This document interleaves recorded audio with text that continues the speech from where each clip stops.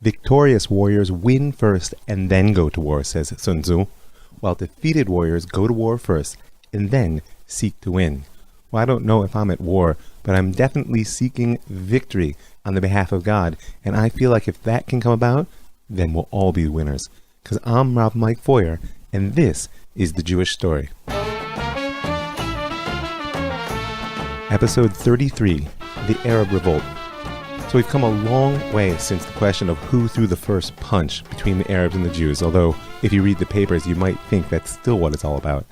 And the fight in the land of Israel is now over much more than a particular dunam of land. A national battle has emerged.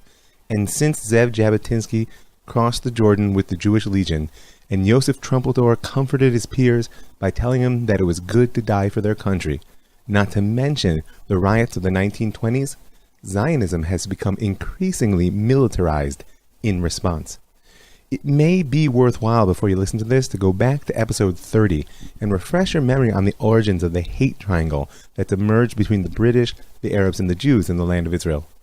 And the pattern of the pressure of Jewish immigration and land purchase, the eruption of Arab violence, and the British response of first brutal repression and then political concessions.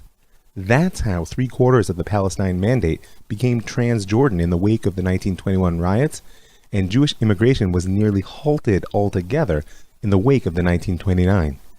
But the 1930s are going to be a whole new level of struggle between British, Arab, and Jew. First of all, the Palestinian branch that's grown out of the trunk of Arab nationalism has begun to come into its own, and it's growing more militant every single day. Because as Palestine is coming to be seen as separate from southern Syria, and feels the need to differentiate itself from the new colonial state of Transjordan, it is hatching a growing national consciousness. It's a consciousness which is slow to form against the family, clan, and regional loyalties which already defined the people living there and still do. I mean, we're talking about a mix of fellahin, of peasants, of the Bedouin, and itinerant laborers who've made their way in. That's the bulk of the population, and they will be largely unpoliticized. But some of the wealthy and educated, as well as many of the urban youth, be they a notch above the average worker, or even a few peasants dispossessed by land sales and the general economic hardships of the 30s, they're ripe for a new political identity. Urbanization is on the rise in the world as a whole, and in this region in particular, as industrialization follows the arrival of the German Jews in the mid-30s and all of their capital, as we spoke about, and British colonial development begins to gather steam. And most peasants evicted from the land, which is either sold right out from under them by its absentee owners, or simply is part of a larger economic consolidation in the hands of the Arab owners. They're going to move to the cities. And then there's the rapid rise in literacy amongst Arab youth. It's a result of the liberal educational policies the British pursued in opposition to those which the Ottoman had downright oppressive. So you add to this urbanization and the creation of what we would call an urban proletariat, and the rise in educational opportunity, the regional struggles of Arab nationalism during the interwar period, as well as certain elements of Islam, and international intrigue between the European empires, and then you have a picture of how the politicization of Arab culture came about. And Haj Amin Husseini will still dominate Palestinian politics at the opening of the 1930s from his position as head of the Supreme Muslim Council. In 1935, he and his family formed the Palestinian Arab Party in order to compete with the opposition parties, whom he quickly labeled as collaborators for their very willingness to continue meeting with and talking to the Zionists. The platform of the Arab Party called for resistance to the establishment of a Jewish home, and even set up a youth corps, the Al-Futuha, which I'm sure I'm saying wrong, named for an association of Arab knights from the Middle Ages and modeled on the Hitler Youth. You hear the echoes of history, first those who struggled against the Crusaders, and looking to their model to the greatest Jew hater in history. At their foundational meeting, Haj Amin's aide, Jamal al-Husseini, declared that Hitler had started off with only 6 followers and now had 60 million. And already in 1933, only 2 months after Hitler took power, Haj Amin told the German consul in Palestine, the Muslims inside and outside Palestine welcomed the new regime of Germany and hoped for the extension of the fascist, anti-democratic governmental system to other countries. The connection between Haj Amin and the Nazis will only grow stronger in the coming decade, and therefore there will be an absolute opposition between he and the Zionists. But for now, the oath that his youth corps took is as clear an expression of the Palestinian Arab Party's vision as we can find. Life, my right. Independence, my aspiration. Arabism, my principle. Palestine, my country. And there is no room in it for any but Arabs. I believe in this, and Allah is my witness. Now, if you need a reminder about the political developments amongst the Jews during the 30s, go back and listen to episodes 29 and 32. But in brief, at this point, remember the labor Zionists control the Jewish Agency Executive, which is the heart of the political life of the Yishuv in the land of Israel, and also hold a dominant majority in the World Zionist Council, which is Zionism outside of the land as well. Ben-Gurion is already the undisputed leader within the land, though Chaim Weizmann is still holding on to the presidency of the WZO outside. His sun will not entirely set until European Jewry, which is his power base, is consumed in the storm to come. In opposition, the revisionists, led by Zev Jabotinsky, have been pushed further from the political pale as the decade has progressed. First, recall their failed attempt to win the executive in the early 30s. Then, remember the persecutions that followed in the wake of the Or Lazarov murder. And finally, their break with the World Zionist Organization and the founding of the NZO, the new Zionist organization of 1935. Jabotinsky is still a potent leader, particularly amongst the Polish Jewry, where his youth movement Beitar is strong, and his political following numbers perhaps in the millions. But he is an exile from the Yishuv, and his followers have already been labeled as dissidents and even dangerous fanatics. And we're going to see more of that conflict further on in this episode. Ben-Gurion actually attempted to bridge the gap between the Jewish and Palestinian national movements in the early days. He met repeatedly with Musa al-Alami, head of the Palestinian Arab Executive that actually had been formed in the wake of the 1920 riots. There he tried to argue that Zionism would develop the country to the benefit of both peoples. It was a standard line, and I think was perhaps genuine most of the time. But al-Alami replied that he'd rather see it desolate for 100 years than see Zionism succeed. And we're going to sense in the coming episode a lot of the scorched earth policy which both Arabs and Jews will take over the option of sharing. So slowly the labor Zionists are forced to awaken from their illusion that the violence of the 1920s was the work of bloodthirsty fanatics or hooligans that they had incited.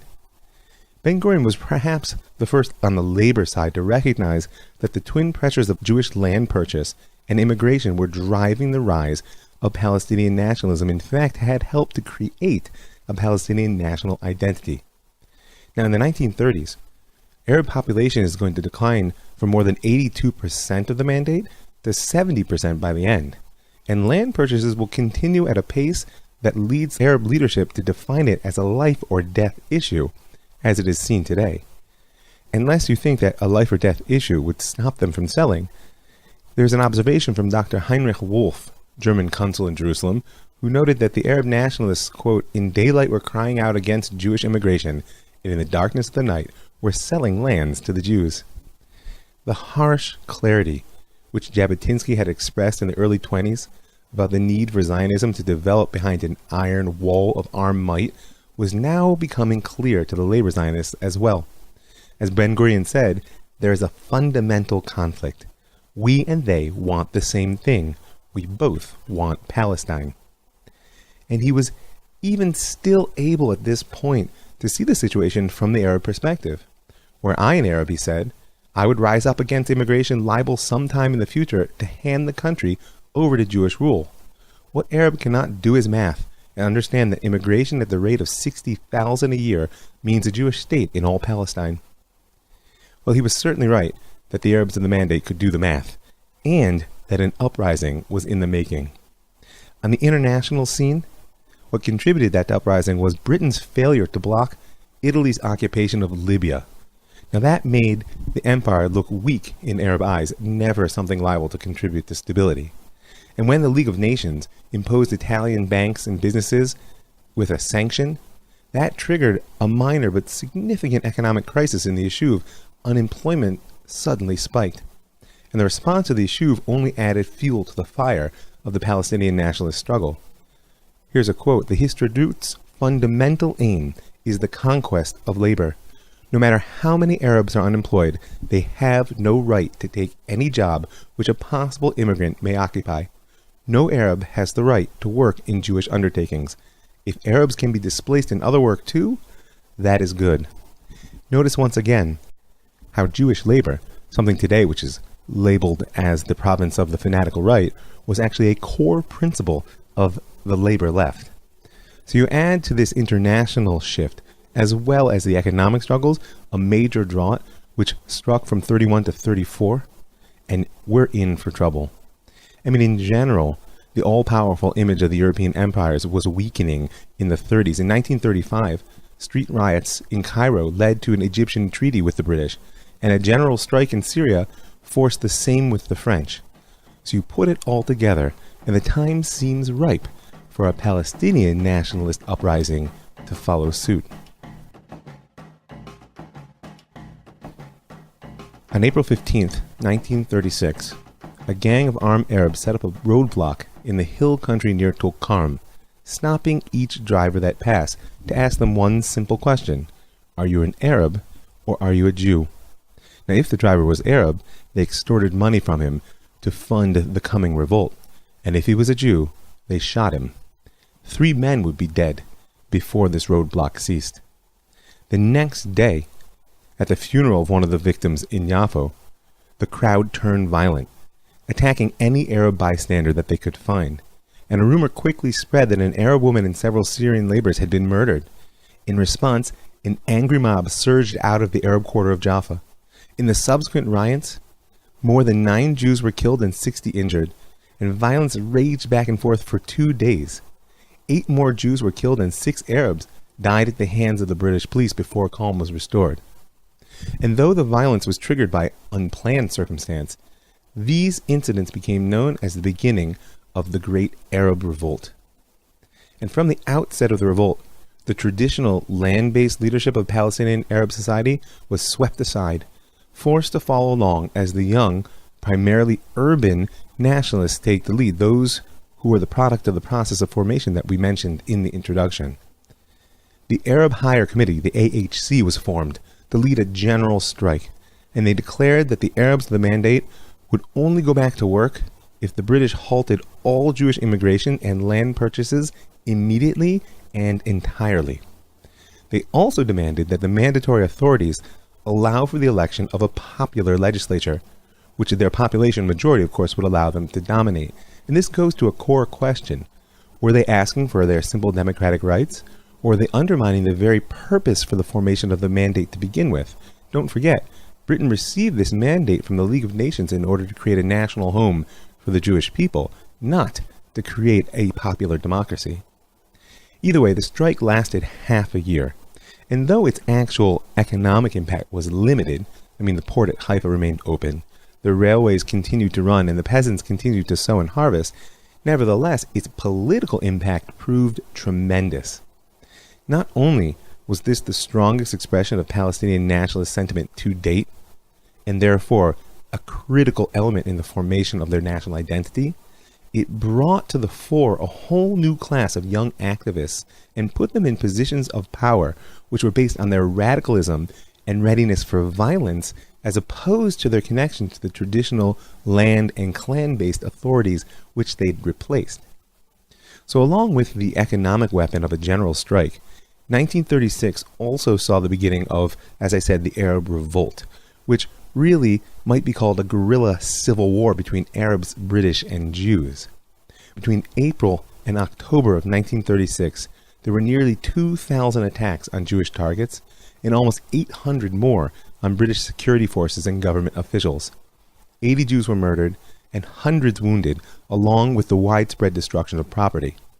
Now, lest you think this was a one-sided battle, the British security forces took a heavy toll in return. Some 900 Arabs were killed and wounded in the first month of the revolt alone.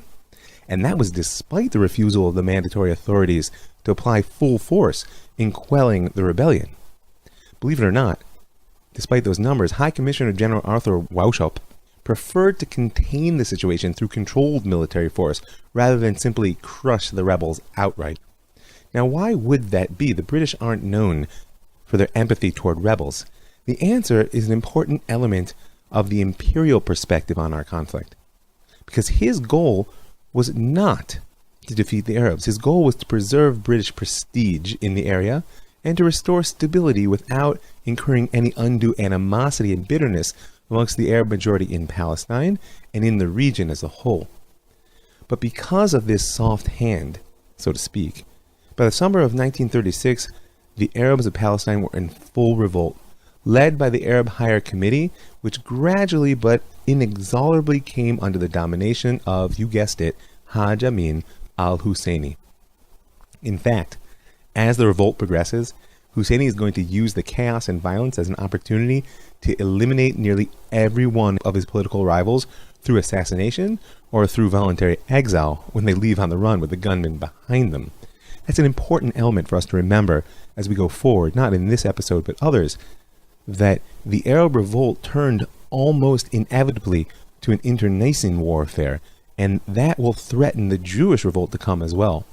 So the Arabs are in revolt, and the British are doing a balancing act between their imperial aims to placate the Arabs of the region as a whole and the local need and responsibility for law and order. What are the Jews doing? Well, on April 19th, during the very first wave of violence, a manifesto was published on behalf of the Tel Aviv municipality calling on the public to refrain from irresponsible acts, and it declared that, quote, the return of public security depends largely on the self-control and self-restraint, the havlaga, of the Hebrew public. That's right. Mayor Dizengoff, the mayor of Tel Aviv, was attempting to calm his fellow Jews in light of the deaths of their companions by telling them that the key to peace was havlaga, self-restraint. At the same moment, more or less, Ben-Gurion and Jewish National Fund President Menachem Ushishkin were delivering speeches in an exact similar vein at a meeting of the Zionist parties in Jerusalem. And so, almost overnight, havlaga, the concept of self-restraint, became the official response of the Zionist offices to the first wave of the Arab Revolt. Now, they didn't make the idea up. It had its roots deep in the patterns of behavior that originated during the first and second Aliyot. Then, the Jewish immigrants sensed their vulnerability, and they felt that passivity in the face of violence was actually the only safe response. Don't provoke your attackers. That attitude was also enshrined in the guidelines of HaShomer, if you recall, that first armed force of the Zionist movement, and that was despite internal dissent, which was headed by the head of HaShomer himself, Israel Shochat. Nevertheless, HaShomer rejected the idea of revenge and civilian terror in favor of selective and focused attacks, which even those were only to be carried out as a last resort. In the end, it would be Ben-Gurion who was most influential in installing the philosophy of havlaga, of restraint, as the only acceptable response to the violence of the Arab Revolt. And despite his political dominance of the life of the Yishuv, it was not a simple fight. In the wake of the murder of 5 Jews in mid-May, Ben-Gurion was actually forced to threaten to resign from his position as chairman of the Jewish Agency in order to compel the Haganah commanders in Jerusalem to refrain from taking vengeance. That's how important he was in the eyes of the Yishuv. If he left, people felt everything was over, and so the field commanders of his underground army were forced to back down. Now we know from the street battles between labor and revisionist Zionists that had rocked the Yishuv only a few years before, and from things we haven't discussed yet, that Ben-Gurion was not afraid to use violence. But it's critical to remember, particularly in light of the intra-Jewish struggles that lie ahead, that Ben-Gurion had an absolute belief in the subordination of military power to civilian authority. He wasn't afraid of using violence, but he was absolutely certain that only politicians ought to decide where, how, and when to use it. Remember that when we get toward the end of this season. So this need for control had actually already caused a split within the Haganah back in 1931. If you recall, the Haganah was originally formed under the auspices of the Histadrut, that general labor federation of Jewish workers, and that with the goal of defending the Jews during the Arab riots of the 1920s. Go back to episode 30 for a refresher on their origins. But it turns out that not every field commander saw eye to eye with the politicians and their notions of the appropriate use of force. In 1931, as Ben-Gurion was in the process of subordinating the Haganah away from the Histadrut to the political leadership of the Jewish Agency Executive, making it truly the official army of the Yishuv, a split within the ranks took place.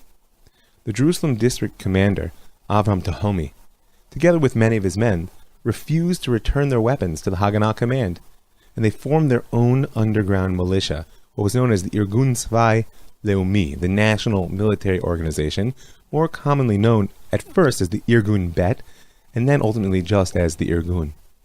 And as we'll see going forward, their choice of name, right, National Military Organization versus the defense language of the Haganah, was not purely cosmetic. But meantime, Ben-Gurion's policy of restraint of Havlagah was not without logic, or claims at least to morality. He knew that the Jews were still numerically weak, and therefore ultimately dependent on British military strength in order to continue to purchase one more dunam, one more goat. And that required the cautious use of force. He knew that if they tipped the scales too far, there would be a brutal British response toward the Jews, especially if the Yishuv dared to take any independent military action against the Arab villages and guerrilla groups. And he knew that that response could crush his nascent army. He also had a belief that the West would never forgive the Jews if they adopted a policy of revenge, and therefore he emphasized what he called the moral element of restraint, claiming that Jewish tradition dictated retaliation should be limited to those directly involved in attacks. Now, I don't want to get into an analysis of David Ben-Gurion's religious background, but this is not an obvious claim. And as we'll see going forward, whatever Jewish tradition may say, and as someone who both studies and teaches it, I can tell you can make it say almost anything. What you're actually hearing here is a voice of his own psychology coming through, but more on that later.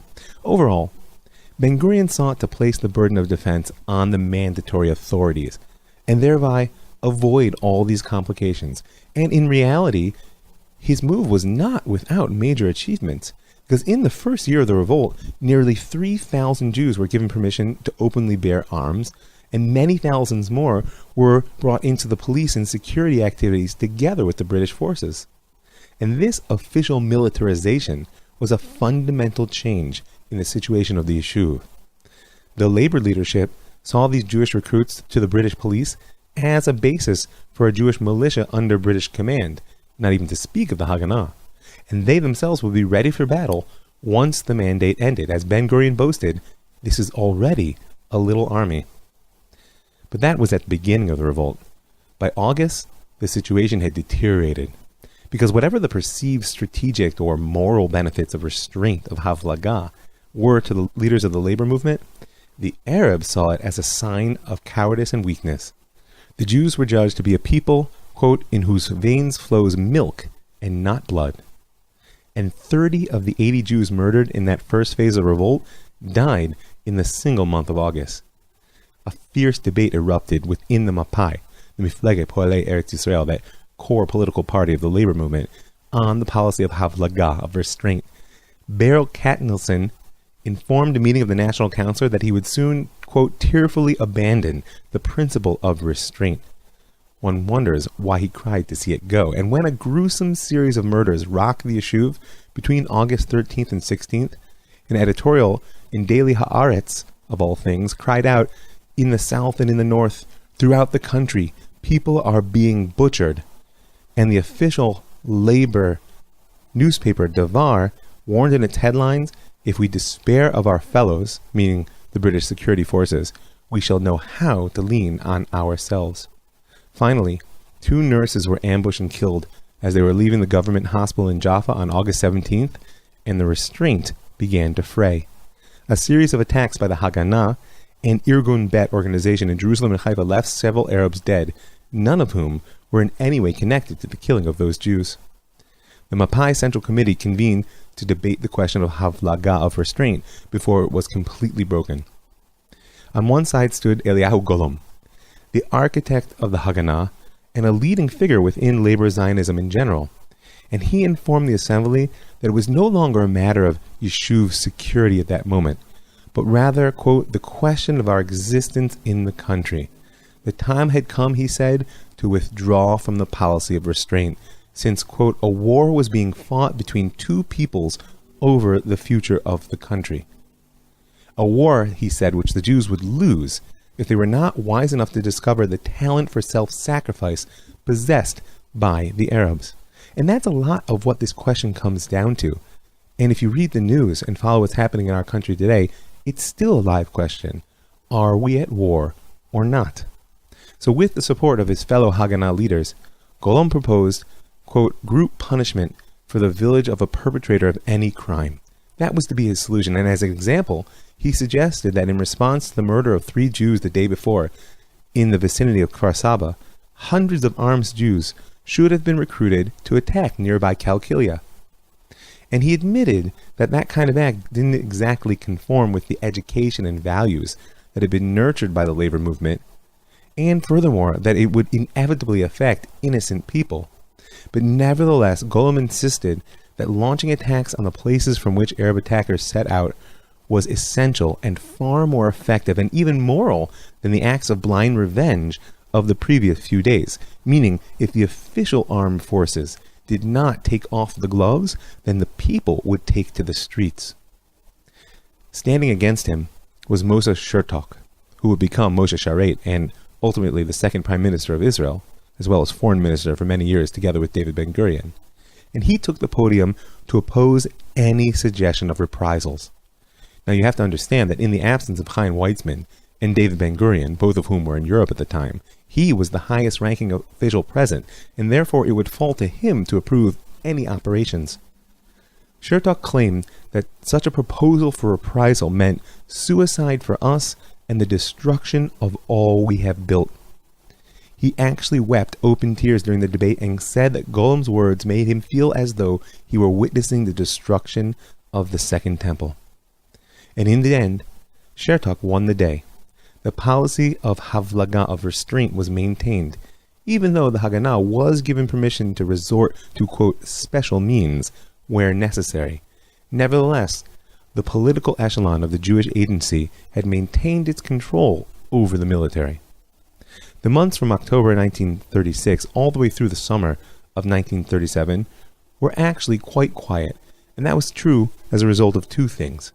First of all, the intervention of the Arab states, which helped to put an end to the general strike, which allowed the Arab Higher Committee to step down off the shaky branch that threatened to destroy their own economy. And second was the decision of the British to finally import thousands of regular troops from Egypt in order to crush the rebels who had begun to dominate the countryside. Well, quiet may have come, but the debate about restraint was far from over. In fact, if you're in tune with Israeli society today, then you know it's a topic still liable to raise blood pressures and cause angry exchanges of Nazi, weak gullus Jew, depending on what kind of crowd you run in. In late 1936, it was actually the poet Shaul Chernyakhovsky who gave the deepest voice to this struggle. And don't forget, we are a people who values its poets above its fighters. Then he published what's called Parshat Dina, the Dina affair, in which he came out in support of revenge attacks. Now, Chernyakhovsky was revealed by all the Jews of the Yishuv, on the right and on the left, and therefore his words couldn't be dismissed, as were those of his contemporary Uri Tzvi Greenberg. In Parshat Dina, instead of the curse that the Bible puts in the mouth of Jacob, that he places on his sons Shimon and Levi for deceiving and killing the men of Shechem after they kidnapped and raped his daughter Dinah, in Chernyakhovsky's poem, Dinah blesses her 2 brothers for their actions, and she condemns the cowardly behavior of her other brothers who didn't rally to the slaughter. The poet had given powerful expression to the ideological and psychological tension that was tearing the Yishuv apart, to the divide which he characterized as a galut posture, an exile posture, which relied on the Gentiles for safety and even looked to them for approval on one side, and on the other side the emerging Sabra mentality, the native-born Israeli, with a posture of aggressive struggle and disdain for world opinion. Now such a divide was bound to embody itself in more than poetry. The Haganah may have seen restraint as expressive of the essence of labor ideology, and their particular view of Jewish morality, even though they struggled against the restraint. But the Irgun Bet had no such vision. As Tahomi and its other leaders reached out to Zev Jabotinsky and gradually became associated with his revisionist movement, the rejection by the Irgun of restraint became expressive of a general militant posture of the revisionists, and a rejection of what they saw as an exilic morality which glorified powerlessness and elevated victimhood to a sacred ideal. By the end of the first phase of the Arab Revolt, each of the two primary streams of Zionism, labor and revisionists, could properly be said to have its own militia. And beyond their differing political positions, what divided them was the question of the proper posture to take toward their enemies. And so, even as Arab violence moved into a period of lull, the tension between the Jews rose. But there's one more piece to put into place before this phase of our story can be complete, because we've seen the provocation of mass Jewish immigration and felt the explosion of Arab violence. And we know this was followed by brutal British suppression. And so, only the political concessions await. At the end of November 1936, just as the 6-month-long Arab general strike came to an end, a British Royal Commission of Inquiry, headed by Lord William Robert Wellesley Peel, arrived in the Mandatory Palestine. And truth be told, the timing was no coincidence. Officially, as I said, the end of the strike was due to the intervention of Arab rulers from throughout the region. But practically, it was the Mufti, Haj Amin Al-Husseini, who agreed to halt the strike in order to enable the commission to function. At his word, all hostile activities were suspended during their investigation at once. And Field Marshal John Greer, still the British military commander in Palestine, viewed the efficacy of his intervention as evidence of the Mufti's total control over the revolt. So the commission, the Peel Commission, was charged, quote, to ascertain the underlying causes of the disturbances which broke out in Palestine in the middle of April, to inquire into the manner in which the mandate for Palestine is being implemented in relation to the obligations of the mandatory toward the Arabs and the Jews, and to ascertain whether either the Arabs or the Jews have any legitimate grievances upon account of the way in which the mandate has been or is being implemented. And once they got started, in a pattern that was established already back during the commissions which followed in the wake of the riots of the 1920s, the Jewish establishment welcomed the commission and trotted out reports and witnesses and all kinds of tours, while the Arab leadership announced an official boycott. Nevertheless, both sides had their say during the more than 7 months of testimony which the commission heard. Former mayor of Jerusalem, Raghib al-Nashashibi, an opposition leader of the Arabs of Palestine, presented their case to the commission through unofficial channels. And meanwhile, not to be outdone by his deadly political rival, Haj Amin al-Husseini actually testified in front of the commission, but in his capacity as the Mufti of Jerusalem. Unlike al-Nashashibi's more nuanced approach to presentation, al-Husseini announced that an absolute opposition to any sharing of Arab lands with the Jews and the demand to a complete end to Jewish immigration was the only thing the Arabs had to say. And perhaps the most dramatic moment for the Jewish representatives came when Chaim Weizmann, always comfortable in front of the British, presented the case on behalf of unrestrained Jewish immigration. In the shadow of the rising Nazi menace, he described Europe as a place filled with millions of Jews, quote, for whom the world is divided into places where they cannot live and places where they may not go. In the summer of 1937, the Peel Commission released its conclusions in a 400-page report. The causes of the Arab uprising were deemed to be, first, the desire of the Arabs for national independence, second, their antagonism to the establishment of the Jewish national home in Palestine, quickened by their fear of Jewish domination, the rush of Jewish immigrants escaping from Central and Eastern Europe, Arab alarm at the continued purchase of Arab land by the intensive character and modernism of Jewish nationalism, and lastly, the general uncertainty as to the ultimate intentions of the mandatory power. Because up until that last one, everything that the Arabs had feared were precisely what the British had been given the mandate to do. So in light of these conclusions, the commissioners recommended an end to ambiguity.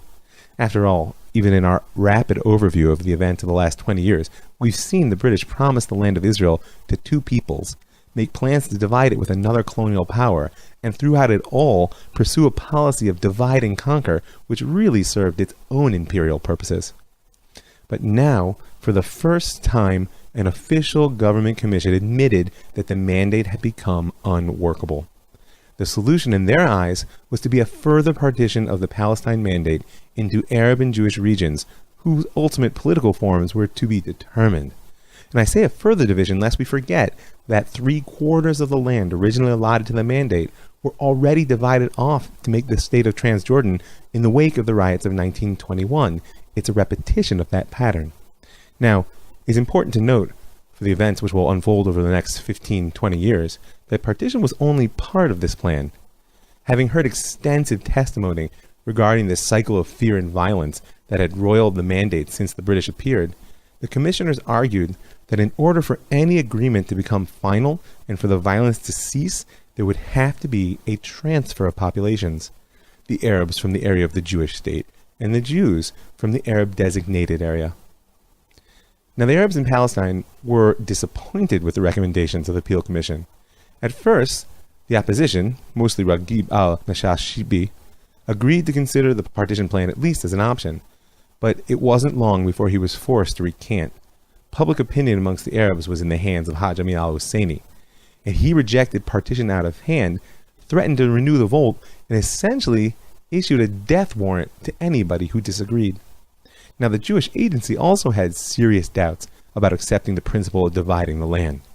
On one hand, was their sense of betraying the patrimony that had been bequeathed to them by history. No matter how secular the labor leadership may have been, they had a vision of the wholeness of the land of Israel. And of course, all of them knew the story of Solomon's wisdom and how the true mother is the one who refuses to divide the baby in half. On the other hand, land is not a baby. Members of the commission urged them that half a loaf is better than no bread at all, and the opportunity for immediately establishing a Jewish state in order to provide a place of refuge for the Jews of Europe who had begun to flee Nazi Germany was a strong temptation. They were also well aware that securing a legitimate piece of the pie didn't preclude acquiring more in the rounds of violence they all saw as yet to come. And under the leadership of Ben-Gurion, Chaim Weizmann, and Yitzhak Ben-Tzvi, the 20th Zionist Council voted 300 to 150 to negotiate with the Woodhead Commission that was sent afterwards to test the viability of these recommendations of the Peel Commission. After all, in the end of the day, for the first time an official British agency had presented a report which described the Jewish national home as a Jewish state on the way. What the specific borders might look like depended mostly on what the way ahead held. The Peel report was sent to the League of Nations and duly approved, and in a sense, partition and population transfer became foundations of regional diplomacy that persist down to our very day. But 1937 would provide no solution for the confusion in the land of Israel and the struggle between these two national movements. In the face of universal Arab opposition and the growing shadow of war, the need to placate the Arab street made the British begin to back away from the conclusions of the Peel report before its ink was even dry. When the Woodhead Commission was sent, as I mentioned, to try to negotiate the actuality of the Peel report, they issued a further report that advocated limiting a Jewish state to a small area of the coastal plain and dropped entirely the idea of population transfer. As Israeli historian Benny Morris said, the commission had ostensibly been set up to look into ways of implementing the Peel partition recommendation, but in effect, its mandate was to bury the Peel proposal and the entire idea of partition.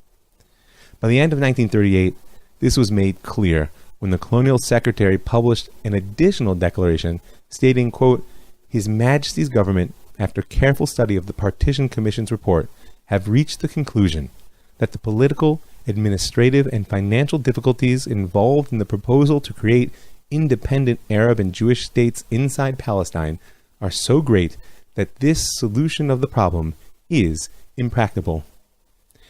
And as everyone knows, politics, like nature, abhors a vacuum.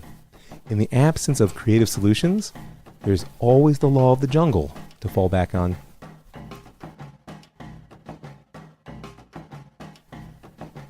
When the violence of the Arab Revolt resumed in the summer of 1937, two things had changed.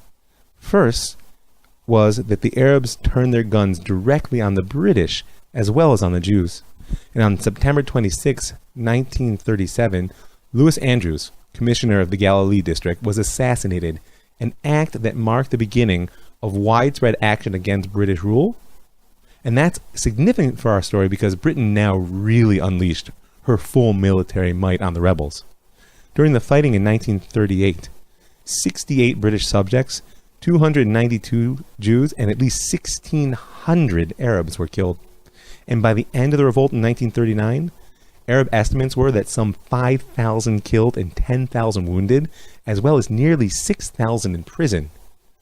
Palestinian-American historian Rashid Khalidi notes that over 10% of the adult male population was killed, wounded, imprisoned, or exiled. The British response to the second phase of the revolt was so shattering that many historians attribute Israel's victory in 1948 in no small measure to the decimation of local Arab power by the British in 38 and 39.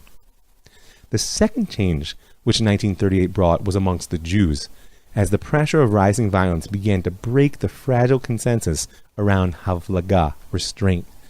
Now, I didn't mention it, but during the first round of violence, Zev Jabotinsky had instructed the members of Beitar and the revisionist movement to display restraint and patience. This wasn't out of the same ideological belief in the value of havlaga as the labor movement. Rather, it was his consistent belief that only by establishing a Jewish battalion, as he had attempted to do during World War I and ultimately succeeded, one which was sanctioned by the British authority, only that way would it be possible to defend the Yishuv in a politically sustainable fashion. He wanted to create a Jewish army. He was also opposed to terror and reprisals on moral grounds, except when there was no longer any choice. Here's a selection from one of his articles in the time. "Do not dare to punish the innocent. What superficial and hypocritical nonsense. In war, any war, each side is innocent. What crime has he committed against me, that enemy soldier who fights me, and is as poor as I, as blind as I, as much a slave as I, who has been recruited against his will? There is no war which is not conducted against the innocent. Therefore every war and the tribulations it brings is accursed, whether offensive or defensive. And if you do not wish to harm the innocent, you will die. And if you do not wish to die, then shoot and stop prattling." And so, during the deliberations of the Peel Commission, Jabotinsky had issued clear-cut orders to the commanders of the Irgun. If the riots are renewed, show no restraint. And that's why it came as no surprise that in the wake of the killing of 3 Jews a few months later, 11 Arabs were gunned down in various acts of retaliation. When news of these unrestrained acts reached David Ben-Gurion, he was on his way from France to the United States, and he noted in his diary, quote, "It is not out of the question that these hooligans," his code name, and indeed the code name of the whole labor movement for the revisionists, "are planning to use these outrages to foil the establishment of a Jewish state." Now that seems strange from a bunch of people who are so committed to the idea of a state, but what Ben-Gurion meant was that he suspected these were planned attacks on the part of the revisionists who opposed the partition plan of the Peel Commission and hoped to sink it by kindling the hostilities between Arab and Jew. It was no secret that Zev Jabotinsky opposed the division of the land of Israel in any way. He'd been amongst the loudest voices which protested the tearing away of Transjordan from the Mandate in 1922, and the Irgun adopted as its emblem a fist clenched around a rifle held over a map of Israel showing both sides of the Jordan River. Its motto read, Rach Kach, only thus. At a gathering in Tel Aviv on September 3rd, 1937, Moshe Chertok warned the Etzel, the Irgun, that the Yishuv security forces, meaning the Haganah, would fight them if they did not cease their terrorist activity. As we'll see in the story going forward, there was no such restraint showed toward their fellow Jews. Chertok announced that such acts were a disgrace to the Hebrew tradition of combat exemplified by the 1920 Battle of Tel Hai. Now these are strong words, and they deserve some serious thought. We've spoken a lot about Tel Hai and the symbolism and symbolic power it held in the mind of the early Zionists. Let's not forget that Tel Hai was a battle which the Jews lost, and which ended in the death of their forces. And that models an essentially defensive posture. But as I pointed out last episode, the Beitaris and revisionists coming out of the pressure cooker of Poland were far more attuned to the argument that it's better to kill one's enemies than to die nobly at their hands. Furthermore, we have to take this term terrorism head on, because in our word it gets thrown around as if it were nothing. Everybody's condemning terrorism. Everybody's enemy is a terrorist. The one thing the West and East can agree on is that there's a need to wage war on terror. But I've got news for you. You don't make war on a method. I mean, aside from the difficulty of differentiating between war and terror, which may be an edgy term, but I'll tell you, you can't really do it. I'll give you an example. Most people would agree that bombing a tank on the battlefield is a legitimate act of war. And I think they'd probably agree that bombing the transport truck, which is bringing the tank from the rear guard up to the battlefront, is also a legitimate act of war. Perhaps sinking the ship on which the tank was transported from the industrial bases of a foreign country is also an act of war. What about bombing the factory in which the tank is being produced? Maybe. How about firebombing the neighborhoods in which the factory workers work? So that's a major problem. And for the purposes of our story, as we've seen and will see, the Haganah did not differ essentially with the Irgun about methods of combat, certainly not in the bitter intercommunal civil war which lies ahead. Why then did they call the Irgun terrorists?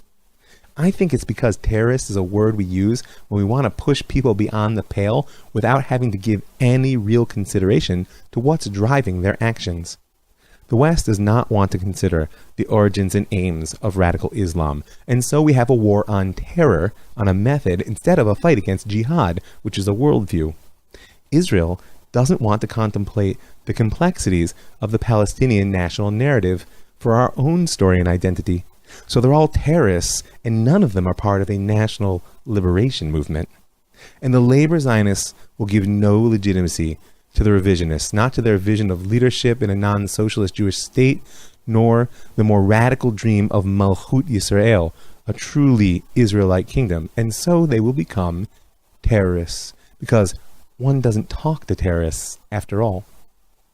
On November 9th, 1937, 5 Jewish workers set out to work in the field of Kibbutz Kiryat Anavim, near Jerusalem.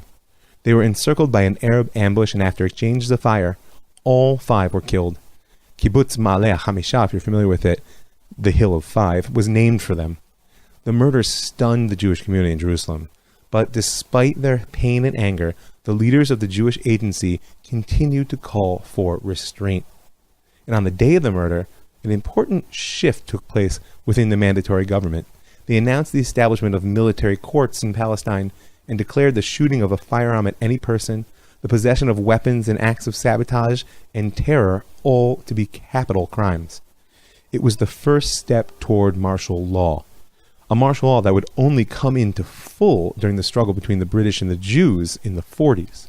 At the same time, the Jewish agency executive made an announcement, quote, forbidding terrorism, and issued a call for all loyal public institutions to use all means at their disposal to uproot terrorism in the country. Meaning, be unrestrained in your attitude toward Jews, but not toward the Arabs. The reaction of the revisionists and the Irgun was of an entirely different character. On Sunday, November 14th, 1937, Irgun units launched a wide-scale series of retaliatory raids in various parts of the country. Yitzhak Ben Tzvi, then chairman of the Vad Leumi, the national council that ran the Yishuv, called it Black Sunday.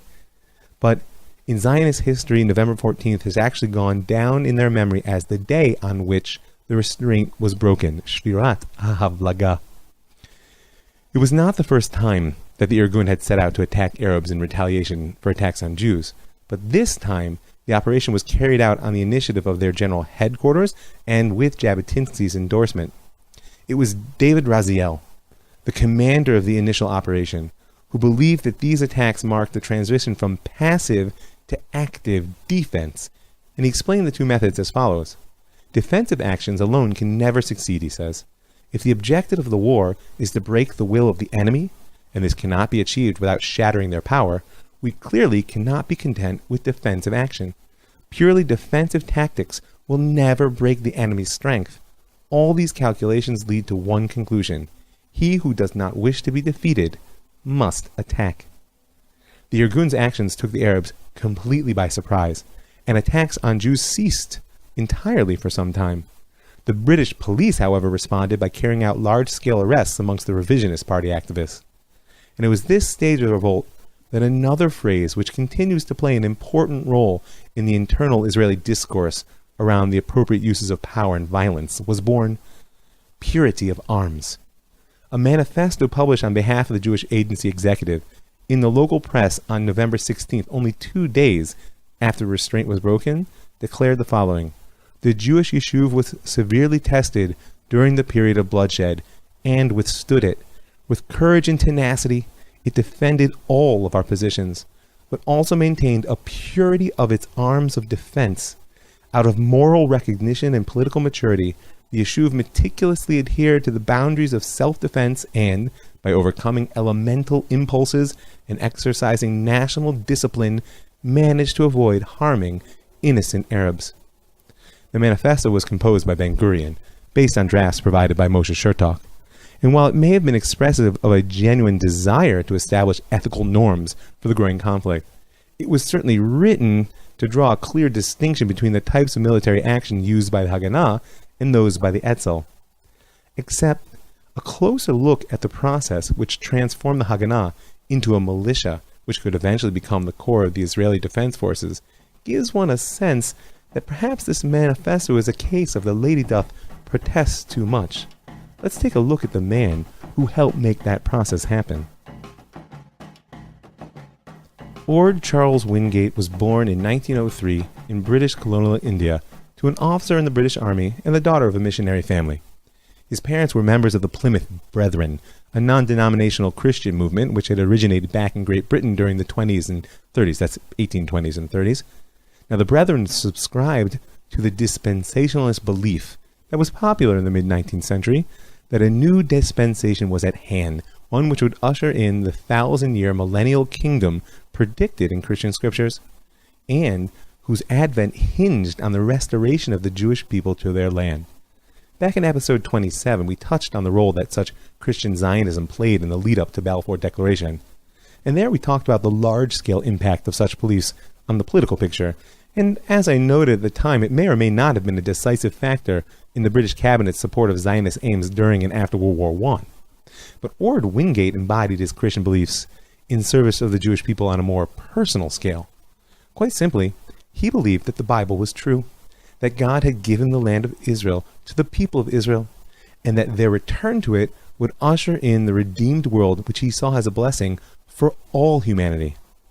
And whether one shares his beliefs or not, there's no question that they drove his actions, nor is there a doubt about the impact he made on the Zionist project in general and its military posture in particular. Like his father before him, young Orde was commissioned into the British military in 1923, serving first in India and then in the Sudan, where he studied Arabic and Semitics and acquired a familiarity with the Middle East. A natural leader, if a bit eccentric, by 1936 Wingate had risen to the rank of captain, and in that same year he was transferred to the Palestine Mandate as a staff officer in military intelligence. Okay, no jokes about contradictions in terms. The Arab Revolt was fully underway when he arrived, and Wingate's immediate assessment was that the guerrilla war being waged in the towns and countrysides was best fought with overwhelming a force applied through small commando assault units. But his was not a purely military calculus.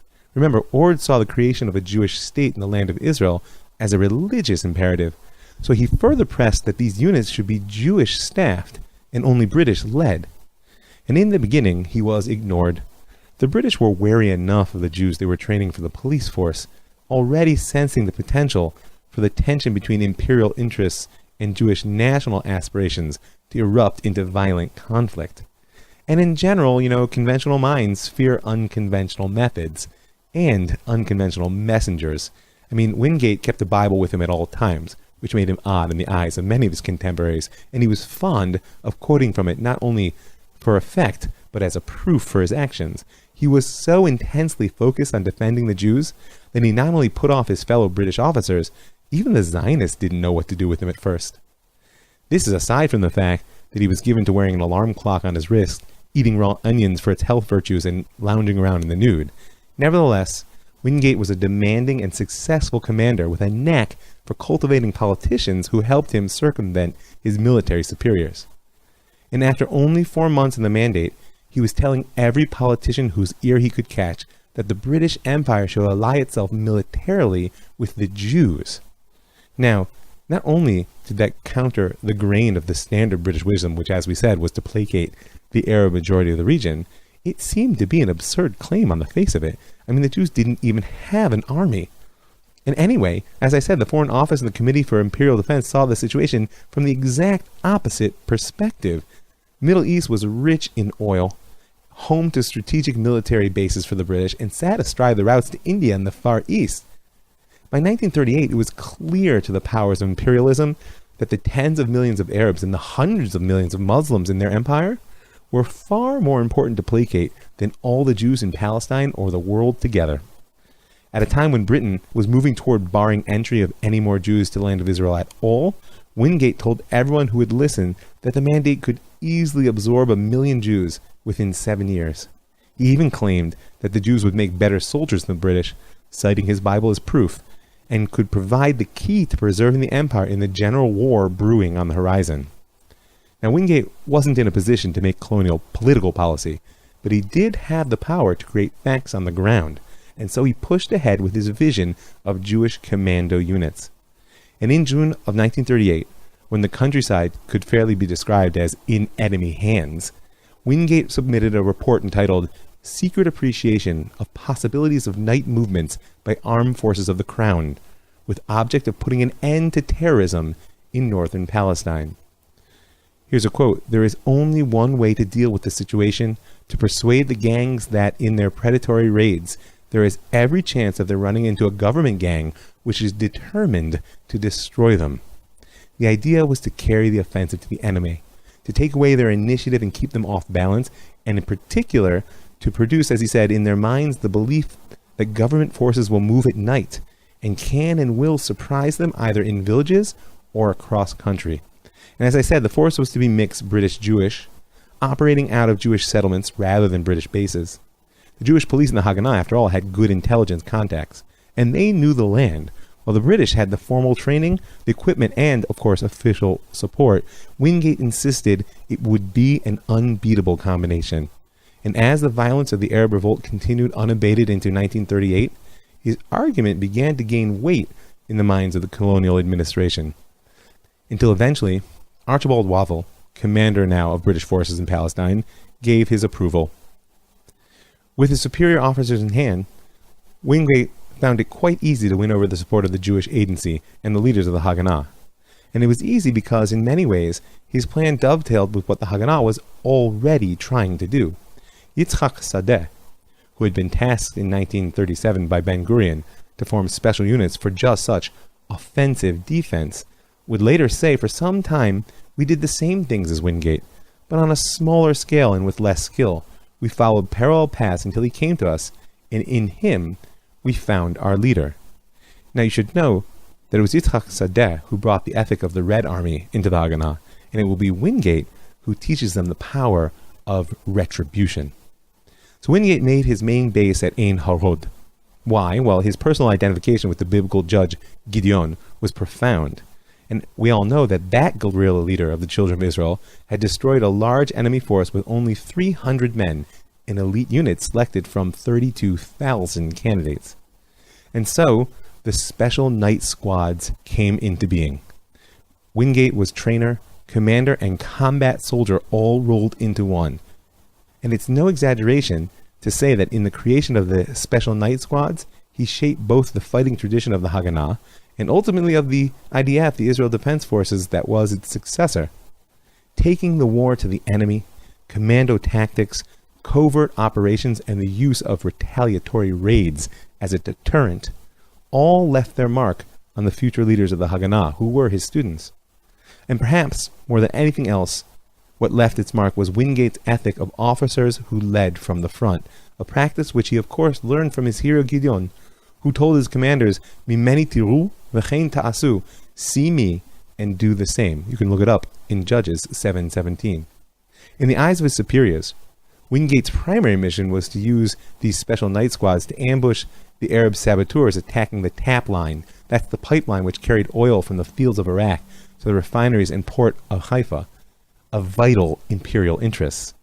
But Orde Wingate's goals were eschatological, not colonial. He had no problem serving the imperial needs of his British masters, but his soul was in service of Jewish statehood and the Messianic era he believed it would bring about. And by the way, you don't hold your punches when you're fighting for the Messiah. That's why the SNS raided border villages used as bases by the Mufti's men, and in general sought to degrade or even destroy the military capabilities of the Arab forces and plant the terror of Jewish power deep into their hearts. Wingate was the inheritor not only of the best military traditions of the British, but also its most powerful colonial prejudices toward its servants. Therefore, he had no inhibitions in relating to the Arab villagers who he saw as a barrier to his goals in an absolutely brutal fashion. In fact, his use of cruelty, humiliation, and severe collective punishments provoked criticism even from his Zionist supporters, not to mention his military superiors. But in the end of the day, the war being waged in the Mandate from 36 to 39 was marked by exceptional brutality on all sides, and Wingate's SNS was marked by effectivity in its goals, and therefore his personal battle went on despite the qualms his superiors may have had. It went on, that is, until his problematic politics overtook his tactical utility. He simply could not subordinate his sense of religious vision to his duty as an officer in the colonial forces. And in late 1938, Wingate asked for home leave. While in London, he arranged a private meeting with Colonial Secretary Malcolm MacDonald to lobby against the 1938 Woodhead Commission, which, as we said, had abandoned the proposals to partition the Mandate into a viable Arab and Jewish state. When word of that meeting reached his superiors in Palestine, they removed him from command, and in May 1939 he was transferred back to Britain. And, in recognition of the intense loyalty he held to the Zionist cause, and the potential danger his skill set posed should they come in direct conflict with British imperial interests, his passport was stamped with an entry forbidding him return to Palestine. Orde Wingate's personal involvement with the return of the Jewish people to its land was at an end, but many of those he trained, as I said, in the special night squads went on to become heads of the Palmach, that was the striking arm of the Haganah, and later, the Israel Defense Forces. In reality, his impact as a commander was matched by the symbolic power which he held in the minds of the Zionist organization. Here was a Christian who was so committed to the Jewish mission that his code name was Hayedid, the beloved friend, and it's how he's remembered down to this very day. Orde Wingate went on to fight many more battles in the service of the empire, eventually dying in the rank of Major General in a plane crash in 1944 during World War II. And his epitaph is perhaps best given in his own words, which were his battle order before the opening of his guerrilla operations in Burma. Victory in war cannot be counted upon, but what can be counted is that we shall go forward, determined to do what we can do to bring this war to the end we believe best for our friends and comrades in arms, without boastfulness or forgetting our duty, resolved to do the right so far as we can see the right. Our aim is to make possible a government of the world in which all men can live at peace and with equal opportunity of service. Notice his aim, equal opportunity of service. And he concludes, finally, knowing the vanity of man's effort and the confusion of his purpose, let us pray that God may accept our service and direct our endeavors, so that when we have done all, we shall see the fruit of our labors and be satisfied. It is already 3 years that I'm calling upon you, Polish Jewry, who are the crown of world Jewry. I continue to warn you incessantly that a catastrophe is coming closer. I became gray and old in these years. My heart bleeds that you, dear brothers and sisters, do not see the volcano which will soon begin to spit its all-consuming lava. I know that you are not seeing this because you are immersed in your daily worries. Today, however, I demand your trust. You were convinced already that my prognoses have already been proven to be right. If you think differently, then drive me out from your midst. However, if you do believe me, then listen to me in this 11th hour. In the name of God, let any one of you save himself as long as there is still time, and time there is very little. These were the prophetic words of Zev Jabotinsky spoken in Warsaw on the night of Tisha B'Av, the 9th of Av, in August of 1938. As the Great Revolt was raging in the land of Israel, and the underground armies were struggling with each other over the question of restraint and morality in war, the world was inching ever closer to a volcanic explosion. Little more than a month after Jabotinsky's speech, his last Tisha B'Av address to his largest and most loyal audience, the Munich Agreement was signed by the leaders of Germany, France, United Kingdom, and Italy. Not by the Czechoslovakians, by the way, whose prime territory was being offered up in the agreement in hopes that it would satisfy the Nazi hunger for Lebensraum, for more room. We know how that ended, but when Neville Chamberlain returned to 10 Downing Street, he read out the agreement to the waiting crowd, and then gave a brief address, which has gone down in history, at least the ending of it. My good friends, he said, for the second time in our history, a British Prime Minister has returned from Germany, bringing peace with honor. I believe it is peace for our time. We thank you from the bottom of our hearts. Go home and get a nice, quiet sleep. I leave it to your knowledge of history to ascertain how much peace and quiet was actually purchased through the Munich Pact. And the darkness is only growing, reaching a new depth only a month or so later on the night of November 9th, 1938. Kristallnacht, the night of broken glass.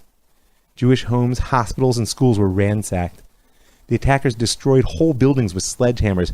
267 synagogues throughout Germany, Austria, and the Sudetenland, formerly Czechoslovakia, were destroyed. Over 7,000 Jewish businesses were damaged or destroyed. Hundreds were killed or died in the aftermath.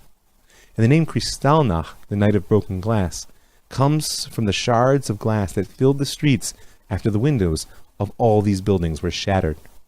The violence was carried out by the SA, the Nazi paramilitary group, together with German civilians. But Kristallnacht was a turning point in the Nazi political persecution of the Jews. Economic, political, and social exclusion had moved on to beatings, incarceration, and murder. And as second-in-command Hermann Göring said at a conference only a day after the pogrom, the Jewish problem will reach its solution if, in any time soon, we will be drawn into war beyond our border.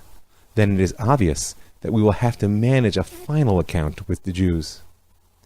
This is the darkness which lies on the horizon of our story, and there's no avoiding the obligation to tell its tale. And I, for one, as the grandchild of survivors, couldn't manage to do it if not for the final words of Jabotinsky on that fateful and prophetic night in Warsaw.